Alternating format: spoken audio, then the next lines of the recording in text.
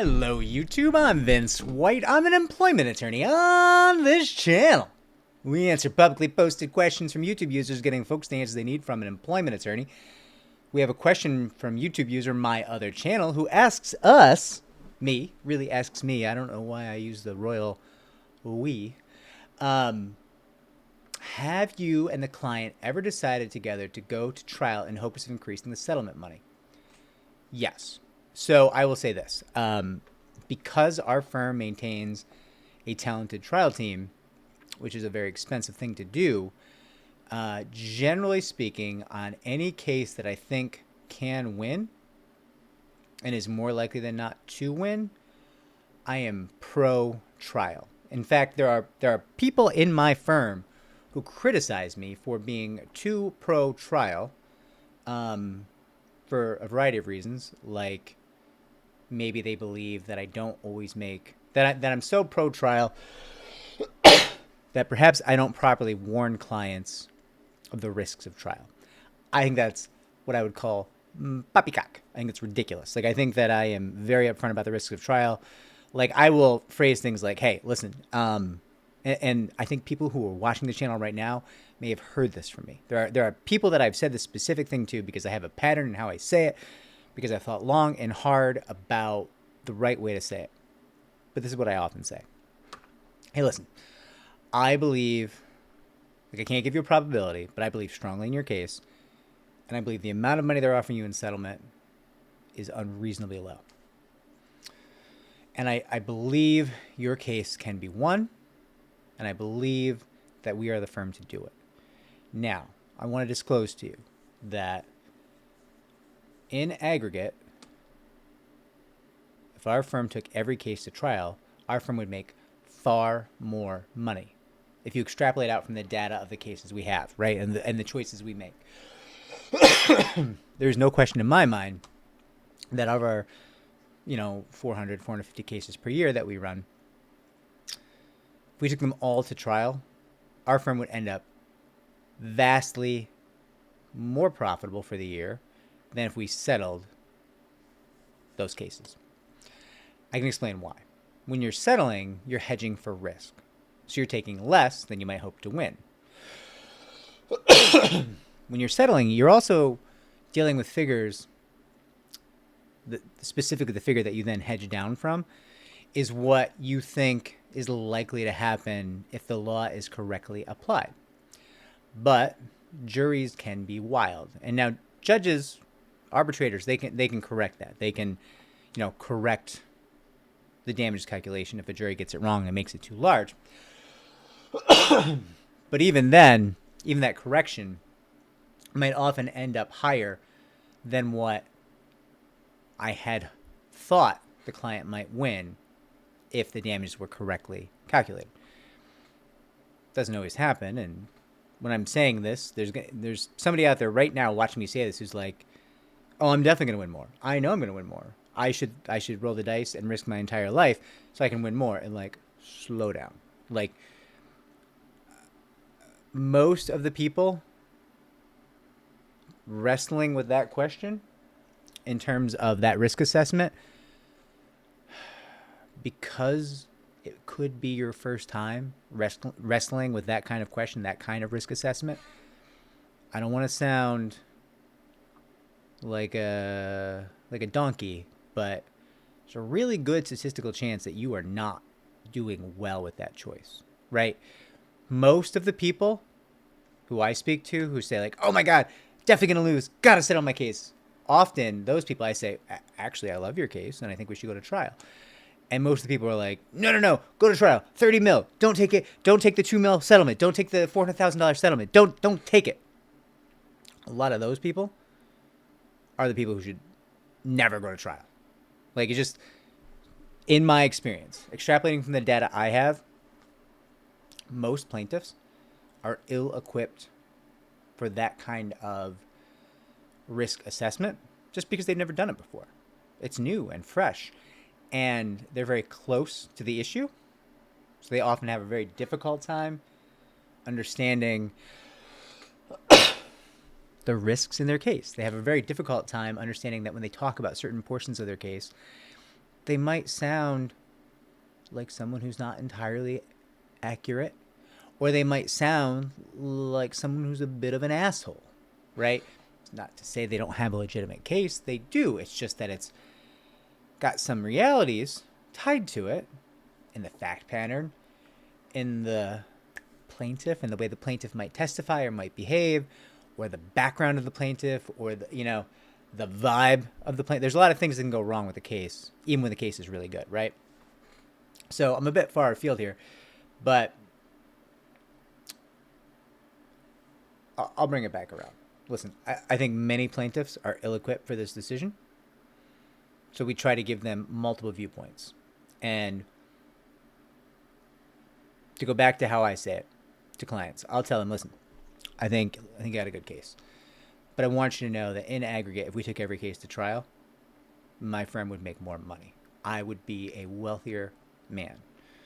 I could afford more cows and a larger farm if I took every case to trial. However, taking every single case to trial would mean many of those cases that went to trial, my clients, the plaintiffs, would not win. There's no question. If you take every case to trial, not every case is a sure thing. There's no sure things in this field, ever, right? So, but not every case is even really truly a winner. Like, a lot of cases are legitimate, good cases that for whatever reason are not well suited to trial. So what I'm trying to explain is, and I go through this with my clients, like, so I have a profit motive for wanting you to go to trial. I want you to go to trial. It's better for me for you to go to trial. So two things. One, that means if I'm telling you, hey, you should probably go to trial, put that in context. Am I doing what I think is best for you? I am.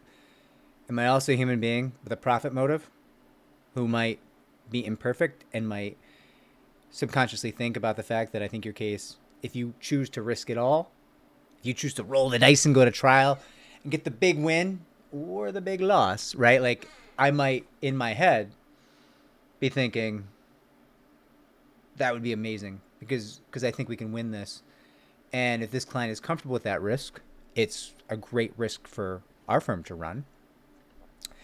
So I disclose that, right? But by the same token, I disclose a second thing, like, hey, also, that's meaningful if I'm telling you to settle your case, because I would rather every single case goes to trial. It's better for us in so many ways. You can win more, but also you get the press on the case. Your verdict, your victory can be publicized in a way a settlement cannot. So if I'm telling you, if I'm coming to you and saying, hey, you really got to think about settling this. There's no good way for me to tell you this. But when you talk about your case, it makes me cringe. Like, it's not, I believe you. I do. I don't believe anyone else is going to. So you need to make some hard choices, right? If I'm coming to you and I'm having that conversation, it's a really, really, really good chance, I would call it 100%, that I'm very deeply concerned about your case and that you should absolutely think about settlement. So my other channel, yes, all the time do I encourage people to go to trial. I love trial. I also structure our advice in our firm comes from a team of 3 attorneys, right? We work every case as a team of 3 attorneys. So there will be other advice from other attorneys, and often those other attorneys say things like, well, listen, it's great that Vince wants to back you, but Vince has been called irrationally aggressive on more than one occasion for what we might call a good reason. And he's often right, I think. I think I'm often right. I think I'm really good at picking cases. But he doesn't know if your case is going to win or not. He just thinks your case is a good bet, right? If you're playing poker and you got a good hand, you generally don't know if you're going to win or not, right? Unless you have the best possible hand in a given situation, you don't know. You don't know. But you might believe, hey, this is a really good hand. I think there's a really high chance I win. That's the best you're ever going to get in a case. hey, this is a good case, really good evidence, good plaintiff, good witnesses, good trial team. I believe we're going to win. Let's embrace risk. Let's go, right? Inherent in that, you can hear the uncertainty, right? You can hear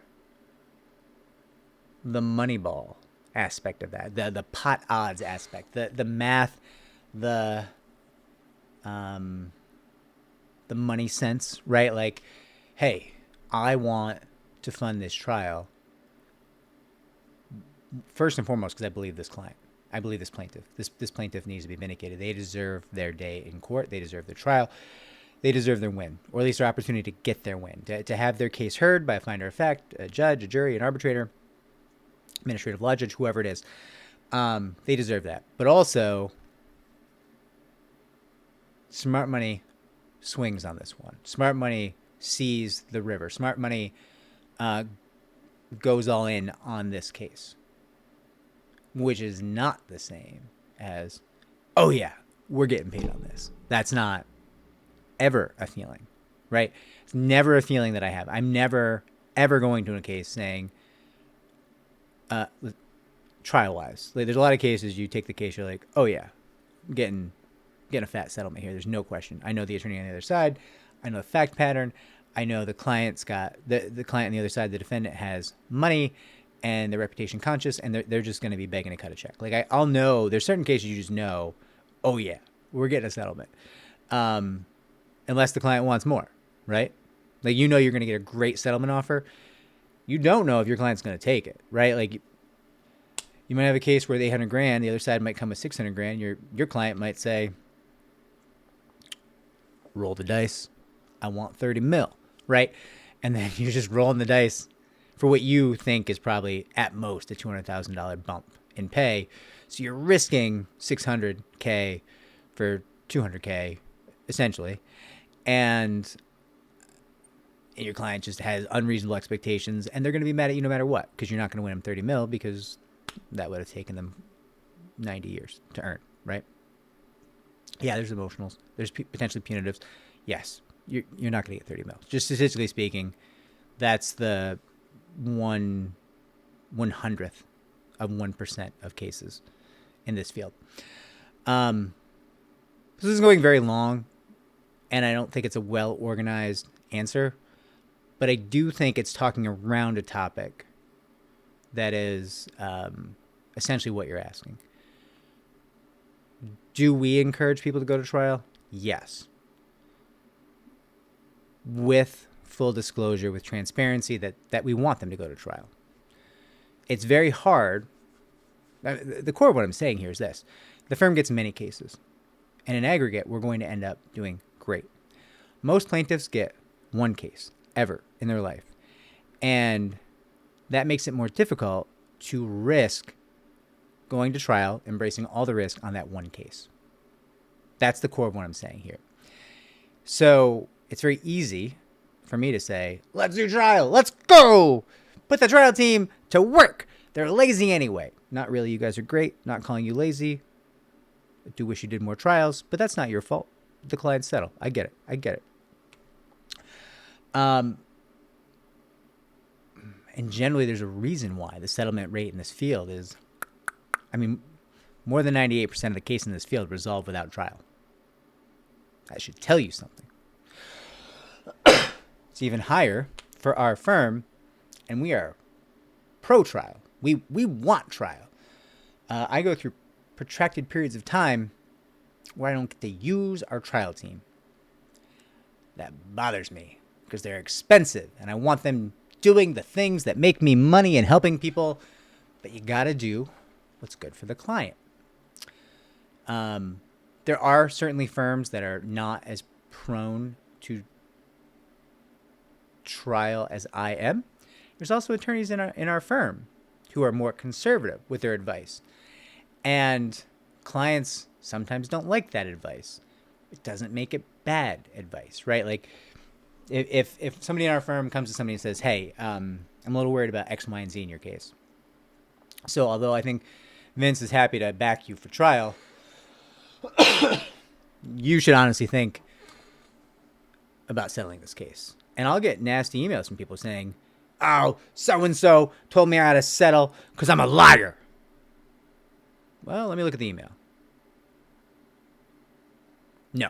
So-and-so told you you should consider settling because certain parts of your case and the way you share your case are not compelling and do not sound sincere.